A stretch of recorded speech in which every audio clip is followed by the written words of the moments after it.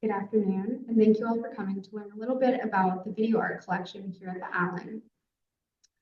Video art has been a cornerstone of contemporary art since the 90s, and museums have devoted money, space, and time to collecting and preserving video art. The Allen has 44 video and media artworks in our collection, which have been exhibited in exhibitions across departments, including modern and contemporary and Asian art. The Allen's collecting in various mediums, such as painting, sculpture, and works on paper, is comparable to other institutional collections. This is one area where we lag behind. In order to continue to build a relevant museum collection, the Allen must establish its own best practices for cataloging and preserving video artworks. For the past year at the Allen, I have been researching our institutional holdings of media art and have now presented my findings and proposals to the curatorial and registrar staff. I have been doing this work with curator Sam Adams, who has been supervising this project and gives their regards that they could not be here today. My research has allowed us to begin presenting video art from the collection in the video space in the Northeast Ambulatory, and to present Mel Chin's 1999 computer game Nomad in the Ellen Johnson Gallery this semester. Building off of this ongoing project, I will outline several conversations held with the museum staff as I proposed updating the Allen's cataloging and preservation of media art. The preservation of video art is an ever-evolving process. Older technologies become obsolete and are constantly replaced by newer models, leaving institutions such as museums and archives fearfully anticipating the loss of media collections. There are many expected, even preventable causes of media loss. To prevent the deterioration of magnetic VHS tapes, for example, it is best practice to make digital copies and protect the object from humidity and moisture. Some deteriorations, however, are more unexpected. Take this video, The Boy from Mars by French artist Philippe Perrenot. Philippe Perrenot is a leading artist whose work is held in many international collections. The Allen was gifted this video in 2020. When the curator and I initiated the video space, we were excited by the possibility of presenting a work of Perrenot's. However, when we attempted to view the work, we found that the disc was blank. We reached out to the artist's multiple representatives and galleries and learned that this DVD was distributed as a free takeaway during an exhibition of the artist's work. The digital information containing the artwork was designed to oxidize and disappear within 24 hours of being opened.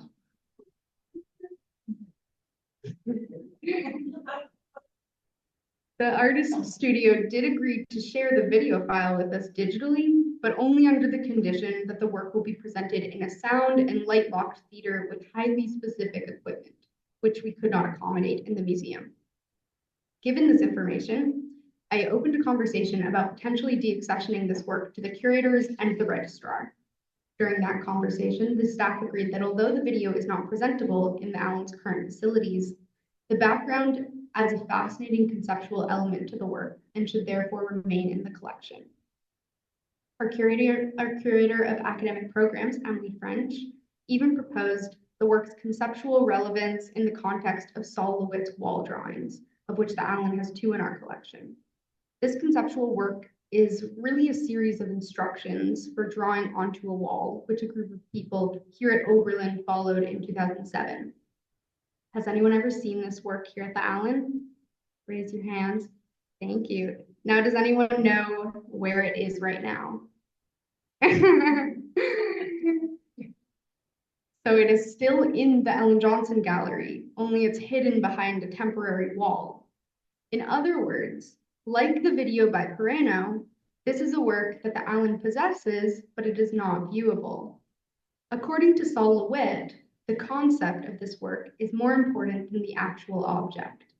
In theory, this object could be erased and recreated, and it would be the same and have the same value. This work has been discussed in classrooms across campus alongside the artist's certificate of authenticity and instructions for the work. Both the Perrenot video and the Saul LeWitt instructions and certificate of authenticity introduce an interesting conversation about artists and agency in creating ephemeral work. If this film by Perano was intended to deteriorate after 24 hours, is it ethical to present it now, 5 years later? Similarly, this key work of conceptual art by Saul LeWitt has extensive use for teaching and adds a lot of value to the collection, even though it cannot be seen. The same can be said about this particular video work. Although video art can provide theoretical value in its ephemerality, much of it maintains a very physical presence in collections. The Allen stores video art objects in 3 physical locations across the museum and does not use any digital storage. After my research, the museum will begin initiating its first digital storages, both on a physical hard drive and through the college library's online storage database. In order to prevent the loss of more media artworks in the collection, I am working to make digital copies of all of these works. What you are seeing in this image are the original objects given to the Allen from artists, donors, and galleries. As you can see, some of the videos are in DVD, others are VHS tapes, and a few others are mini DV and even 16mm film. Due to the evolution and obsolescence of digital media, we have no ability to present any of these videos directly from the objects we have in storage. Rather, in order to present these works, a copy must be made and put onto a thumb drive, which is the only presentation method compatible with our monitors. I have been working with the Studio Art Department's 4D lab manager, Jacob Kessler, to convert the many videos we have in VHS form. I'd like to extend a special thank you to Jacob, without whom this project would not be possible. The most common forms of media in the Allen's collection, VHS tapes, video cassette tapes, and DVDs, are all formats for presenting digital videos. Digital videos are composed of pixels, in contrast to analog film, which is formed by exposure to light. You might be most familiar with analog film in the movies. For example, the director Christopher Nolan is known for his use of analog film in his movies Inception, Interstellar, and Oppenheimer. But for now, let's go back to digital videos. High-resolution videos are composed of so many tiny pixels that you cannot see them. On the other hand, low-resolution videos, for example, video art made with early analog technology, are composed of fewer, slightly larger pixels. With every copy made of a digital video, the pixels are increasingly blown up, and the compression that occurs in the process of copying the videos can exacerbate quality loss.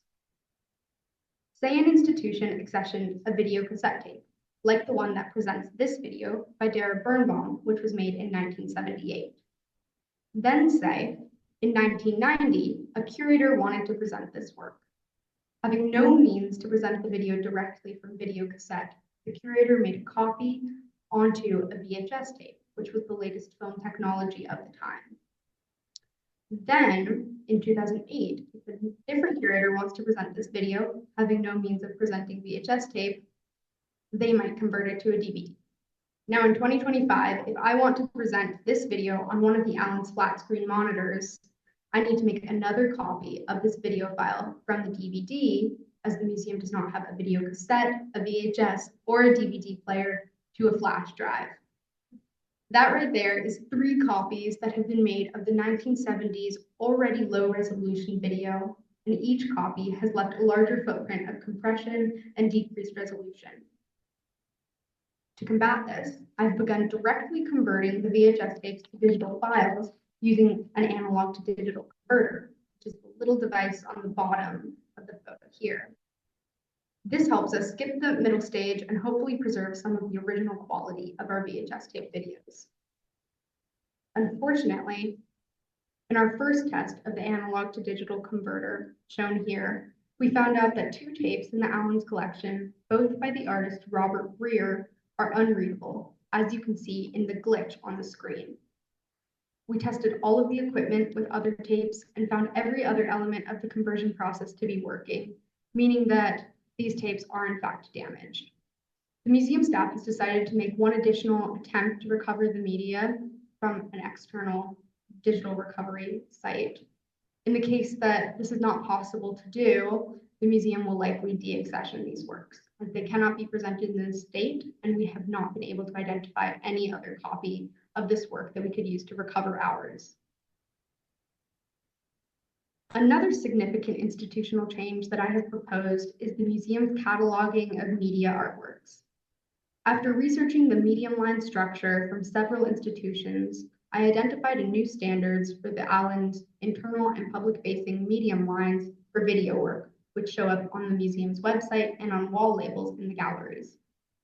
Before my proposed changes, there was a lack of uniformity among medium and duration lines. For example, the dimensions of some video works, as was the case with this video by Omer Fast, included the physical size of the DVD case, which is a piece of data that does not refer to the artwork itself. We've now begun implementing this standard across the collection. If this sounds like a small change, I would emphasize that museums are painstaking and sometimes quite rigid about how they document and present information to the public. This is a multi-layered process that involves many people at the institution and will have repercussions for every new object that comes into the museum. The medium and duration lines were something that I took as a given when I first entered the museum's team. Here I am, 2 years into my work at the Allen, and I am able to be a part of the higher level decision-making about the way art is cataloged and presented to our publics. Other works in the collection, such as videos by Dara Birnbaum and Amy Silman, are in fact multiple artworks that came into the museum's collection on a single disc or cassette as a reel and were mistakenly assigned a single accession number. This means that although there are up to 5 individual artworks that are stored together, in our internal database, they are considered only one object. Since my recommendation, the registrars have already broken these videos out and assigned each of them a separate accession number. At the beginning of this talk, I mentioned that we have 44 video works in the collection. Before making this change, that number was only 35. There are a few objects in the collection that have specific installation instructions, such as these videos by the artist duo Leonardo Gilles Fleur. As you can see, the collector of these works is instructed to present one of them on 5 separate stacked monitors and the other in a rear projector in the center of an empty room. In these cases, ambitious build-out and presentation are a fundamental part of the work and is worth investing resources into. However, these recommendations are beyond the capacity of the museum. Other video works may have additional instructions that we might be unaware of, like the Philippe Perreno film, which is recommended to be presented in a light and sound-locked room.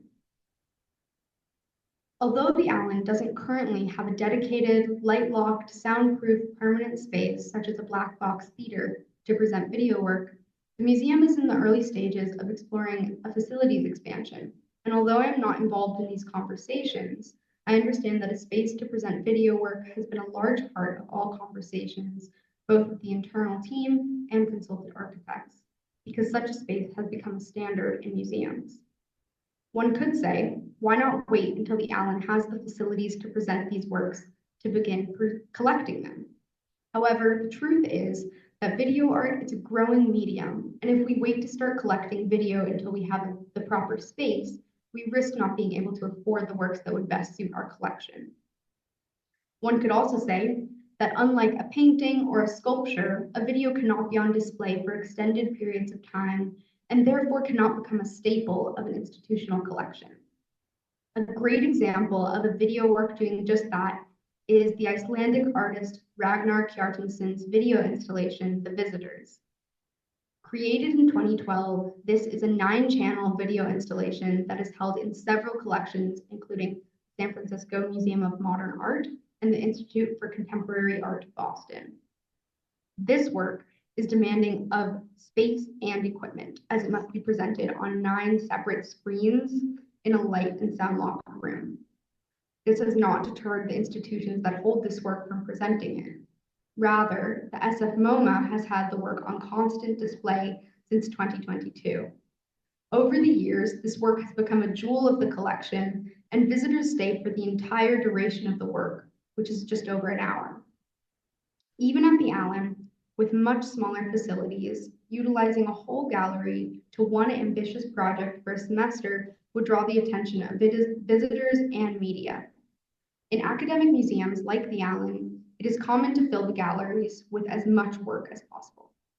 Dedicating a gallery space to one work is a trade-off, but it offers a depth of visitor experience comparable with showing many, many paintings in the same space. When institutions really invest in powerful video art and spend resources on build-out, video artworks have the potential to become standouts of the collection. People are collecting video art now, and it is highly likely that donors will gift them to the Allen in the future.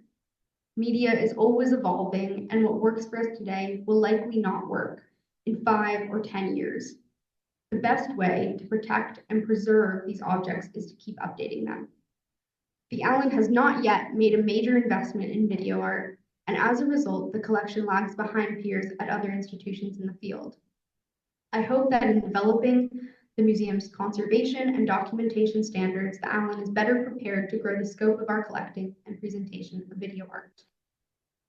Thank you again, everyone, for coming. Thank you especially to Jill and Sam and the rest of the staff here and the Museum Guild for having me. I now welcome any questions from the audience.